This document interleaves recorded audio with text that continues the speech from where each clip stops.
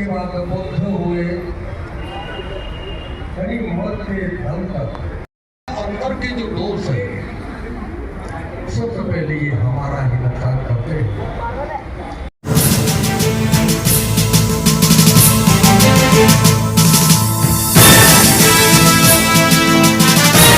की अपनी राय है जिसकी पुष्टि नेशन न्यूज इंडिया नहीं करता। धन्यवाद। देश भर में आज अशोक विजयदशमी बड़ी ही धूमधाम से मनाई गई। इस मौके पर देश के सभी राज्यों में, शहरों में, जिलों में कार्यक्रम किए गए। दिल्ली के अंबेडकर भवन में भी इसको लेकर के एक कार्यक्रम आयोजित किया गया। The Buddhist society of India के दिल्ली प्रदेश द्वारा ये कार्यक्रम दिल्ली के अंबेडकर भवन में रखा गया था, जिसमें लगभग हजारों की संख्या में लोगों ने बढ़ चढ़कर हिस्सा लिया। अशोक विजयदशमी के इस मौके पर आप अगर बात करें तो बाहर, पंडाल के बाहर लोग अपने अपने मनपसंद की पुस्तकें खरीद रहे थे। यानी कि बहुजन महापुरुषों से संबंधित जो पुस्तकें हैं या और दूसरी चीज़ें हैं, लोग यहाँ पर आसानी से खरीदते थे और उनको आसानी से ये चीज़ें उपलब्ध भी हो रही थी, ताकि किसी को अपने मनपसंद की पुस्तक के लिए कहीं दूर न भटकना पड़े। इसलिए तमाम इंतजाम संगठन द्वारा यहाँ किए गए थे। मंच पर सभी मंत्री जी व अन्य वक्ता अपनी अपनी बातें रख रहे थे। इसी बीच सुप्रीम कोर्ट के पूर्व चीफ जस्टिस का आगमन हुआ, जिसको लोगों ने तालियां बजाकर उनका स्वागत किया और खड़े होकर उनके सम्मान में उनका स्वागत किया। इसके बाद पूर्व जस्टिस का सम्मान किया गया स्टेज पर। उनको अलग अलग तरह की चीज़ें दी गई और पगड़ी पहनाई गई। फिर पेंसिल का पटका उनके गले में डाला गया और उसके बाद तथागत बुद्ध व शॉल देकर उनका मंच पर the Buddhist society of India के दिल्ली प्रदेश के अध्यक्ष श्री CS भंडारी जी ने उनका स्वागत किया। CS भंडारी लगातार इस तरह के कार्यक्रम दिल्ली में करते आ रहे हैं और लोगों को पाखंड से दूर करने का, लोगों को पाखंड से बाहर लेके जाने का लगातार प्रयास कर रहे हैं। इसके अलावा अन्य लोगों का भी मंच पर स्वागत किया गया, या यूँ कहें कि भव्य स्वागत किया है। उसके बाद आए हुए मेहमानों ने मंच से अपनी अपनी बातें रखी, जिनको लोगों ने बड़े ही ध्यान से सुना और उनकी बातें सुनकर लोगों ने अपने जीवन में बदलाव लाने का भी संकल्प लिया। इसके बाद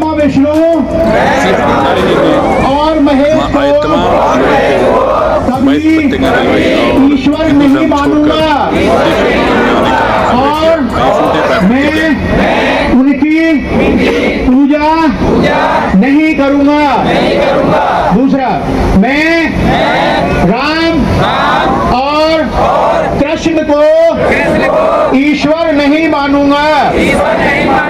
मैं उनकी पूजा कभी नहीं करूंगा। मैं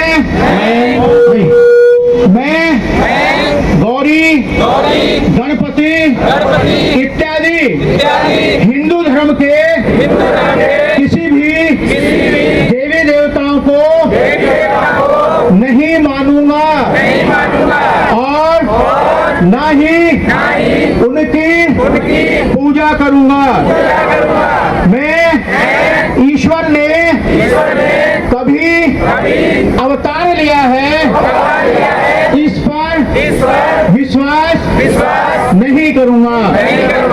मैं भगवान बुद्ध विष्णु का अवतार है, इसे कभी नहीं मानूंगा। मैं ऐसे प्रचार को पागलपन और झूठा प्रचार समझता हूँ।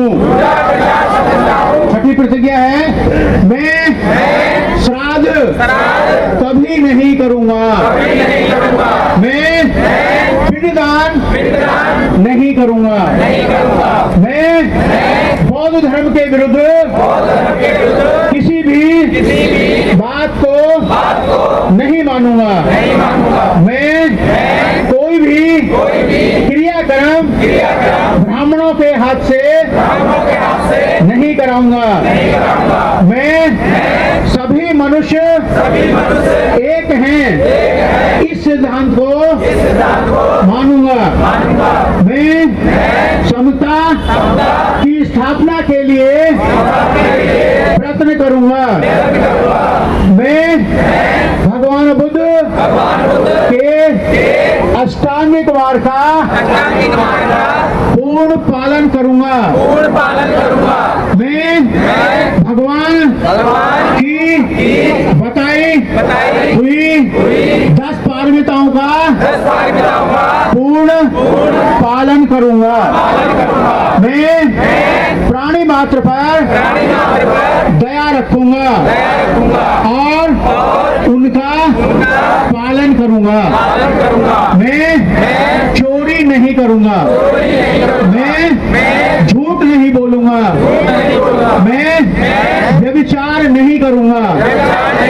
मैं शराब नहीं पीऊंगा।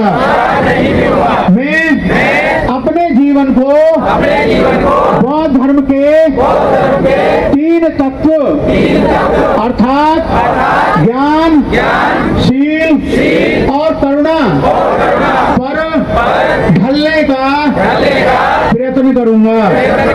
मैं मनुष्य मात्र के उत्कर्ष के लिए हानिकारक और मनुष्य मात्र को असमान और नीच मानने वाले अपने पुराने हिंदू धर्म का पूरी तरह त्याग करता हूँ और बुद्ध धर्म को स्वीकार करता हूँ। मेरा ऐसा पूर्ण विश्वास है कि बौद्ध धर्म ही सद्धर्म है। मैं यह मानता हूँ कि मेरा पुनर्जन्म हो रहा है। मैं यह पवित्र प्रतिज्ञा करता हूँ कि आज से मैं बौद्ध धर्म की शिक्षा के अनुसार आचरण करूंगा। 3 बार बोलेंगे, साधु साधु साधु। इसके बाद the Buddhist society of India के दिल्ली प्रदेश के अध्यक्ष CS भंडारी जी ने मीडिया से बात करते हुए अपने विचार कुछ इस तरह से साझा किए।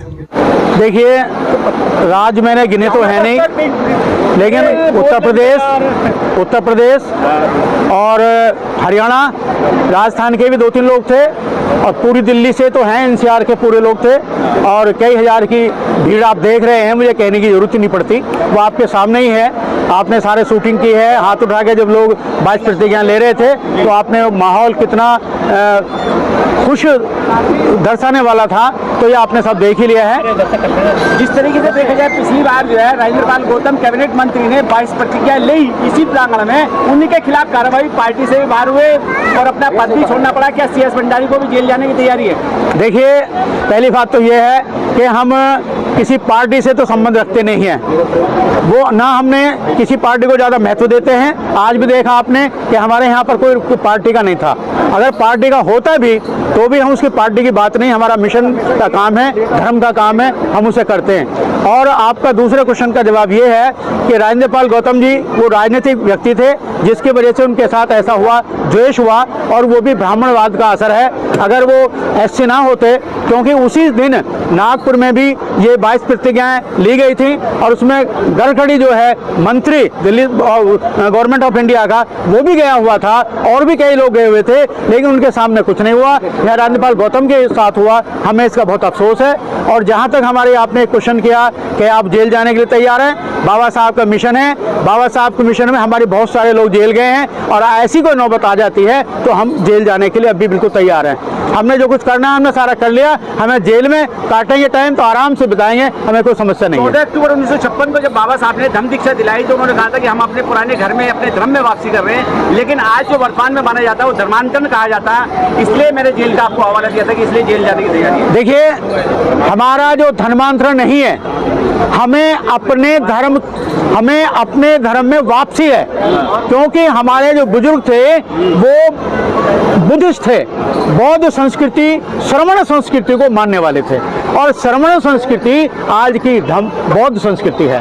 तो हम अपने धर्म में वापस हम जा रहे हैं, लौट रहे हैं, अपने पूर्वजों के साथ जा रहे हैं। हम किसी धर्म में पुनर्जागरण नहीं मतलब स्थानांतरण नहीं कर रहे हैं, हम किसी धर्म को स्वीकार नहीं कर रहे हैं, अपने धर्म को छोड़ नहीं रहे हैं। बीच में हमारे जो बुजुर्ग थे वो इनकी ब्राह्मणवाद की नीति के कारण उनका शोषण हुआ, और शोषण की वजह से जो हमारे अधिकार थे, शिक्षा का, राजनीतिक अधिकार, संपत्ति का अधिकार, वो हमारे छीन लिए गए और हमें कंगाल बना दिया गया। इसलिए हमारे बुजुर्गों को ये जो संस्कृति है, जो ब्राह्मणी संस्कृति है, वो मजबूरन छोड़नी पड़ी। एक कहावत है देसी कि मरता क्या नहीं करता। जब आदमी के पेट में रोटी नहीं होगी, भूखा मरेगा, तो उसको अगर कोई छोटा सा टुकड़ा भी दिखा देंगे तो उसके पीछे भागने के लिए तैयार हो जाएगा। तो वही हमारे बुजुर्गों के साथ हुआ। जो बहादुर लोग थे वो अपने संग्राम में मारे भी गए। तो ये जो सरकार है ये 3 काम कर रही है। ब्राह्मणवाद, छल कपट नीति भी है इनके अंदर, छठ भी, कपट भी है, और जैसा ये देखते हैं वैसे ले लेते हैं। अगर इनको अंग्रेजी से मुगल काल आया तो ये देखिए, मुगल काल में जितने भी ब्राह्मणवादी लोग थे छट करके उनके शासन में महामंत्री बन गए, मंत्री बन गए। उन्हें कोई कोई सिखवाई नहीं हुआ, और उन्होंने अपनी बहन बेटियों को ब्याया। जब अंग्रेज आए तो अंग्रेजों के सामने भी सबसे पहला एक व्यक्ति था ब्राह्मण जिसने अंग्रेजों को भारत आने का न्योता दिया। और जितने भी लोग हैं, अगर लड़ाई हुई तो वो लड़ाई में सबसे पहले ब्राह्मणवाद आगे रहा, और वो उसने ही हमारे देश को गुलाम बनाया। जितने भी हमारे लोग हैं, हमारे लोग जितने भी हैं, वो निष्पक्ष भाव से लड़ते हैं, अपनी मेहनत करते हैं और अपने स्वाभिमान रखते हैं। तो हमारे जो साथी हैं, हमारे जो लोग हैं, अब ये बाबा साहब का स्वप्न है, ये चढ़ता जा रहा है, बढ़ता जा रहा है। लेकिन भंडारी जी, पुरुषोत्तम मित्र के जो वंशज हैं आज कहीं ना कहीं तमाम रामलीलाओं में रावण का पुतला फूंक के उस चीज का जश्न मना रहे हैं जिन्होंने बुद्धिस्ट को यानी मौर्य साम्राज्य को खत्म करा। क्या कहेंगे इस बात को लेकर? देखिए, जो पुष्यमित्र सिंह था वो ब्राह्मण था, बृहद्रथ मौर्य वंश के 10वें राजा थे। तो अब ब्राह्मणों को ये पता है, पूर्ण रूप से ज्ञान है कि पुष्यमित्र सिंह जो है ब्राह्मण था, और जो अफवाह फैलाई जाती है वो राम को दिखाते हैं क्षत्रिय। अगर राम वास्तव में क्षत्रिय होता तो ब्राह्मण उसकी पूजा नहीं करता। ब्राह्मण को पता है कि पुष्यमित्र सिंह ब्राह्मण था, इसलिए वो राम की आज पूजा करते हैं। ये जो हमारे 85% लोग हैं जिसके कानों में गंध या महल या गोबर भरा हुआ है, जब तक ये नहीं खुलेगा तब तक नहीं समझ पाएंगे ब्राह्मणों की नीति को। ब्राह्मणों की नीति को समझना, ब्राह्मण की नीति को समझना बहुत कठोर काम होता है।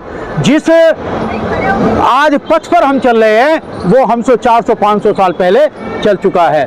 तो जैसे ही हमारे लोग अपना इतिहास पढ़ेंगे, अपना इतिहास, तो उनको सारी ज्ञान हो जाएगा।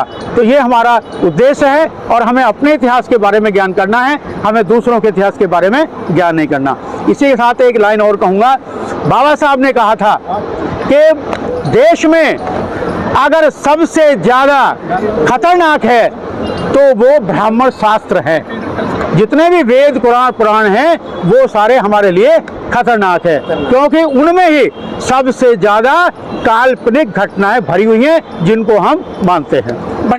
इसमें कोई दो राय नहीं कि हजारों सालों से जिस तबके को लगातार दबाया जा रहा हो, इस तबके पर लगातार अत्याचार हो रहे हों, जिस तबके को मंदिर में जाने से, मूछ रखने से, गाड़ी पर बैठने से, अच्छे कपड़े पहनने से, घड़ा छूने से, मात्र से मार दिया जाता हो, उस समाज को, ऐसे धर्म को छोड़ देना ही आवश्यक है जिस धर्म में उसको कोई इज्जत ना मिले। आज भी दलित समुदाय के लोगों को हर रोज कहीं ना कहीं उसके ऊपर पेशाब किया जा रहा है, कहीं मारा जा रहा है, उसकी बारात नहीं निकलने दी जा रही है। तो अब इसके अलावा इनके पास चारा भी क्या बचा है? तो बेहतर है ऐसे धर्म को छोड़ें और ऐसे धर्म को अपनाएं जहाँ पर समानता हो, बराबरी का अधिकार हो, सब एक समान हो। धर्म चाहे जो भी हो, लेकिन सब में समानता होनी चाहिए। ये निश्चित है। तो आज का ये कार्यक्रम बहुत शानदार रहा और देखने वाली बात होगी कि आने वाले समय में भंडारी जी और उनकी सोसाइटी मिलकर के और कितने लोगों को बौद्ध धर्म की ओर लेके जाती है, ये तो आने वाला वक्त ही बताएगा। लेकिन आज इस बात से साबित हो गया कि आज देश भर में लाखों लोगों ने आज हिंदू धर्म का त्याग किया और बौद्ध धर्म में अपनी आस्था जताते हुए बौद्ध धर्म को अपनाया। अब देखने वाली बात होगी कि आगे आने वाले समय में बौद्ध धर्म और उसके अनुयायी कितनी तेजी से, कितनी तीव्रता से बौद्ध धर्म को फैलाएंगे और कितने लोगों को बौद्ध धर्म में लाएंगे, यानी कितने लोगों की घर वापसी कराएंगे, ये तो आने वाला वक्त ही बताएगा।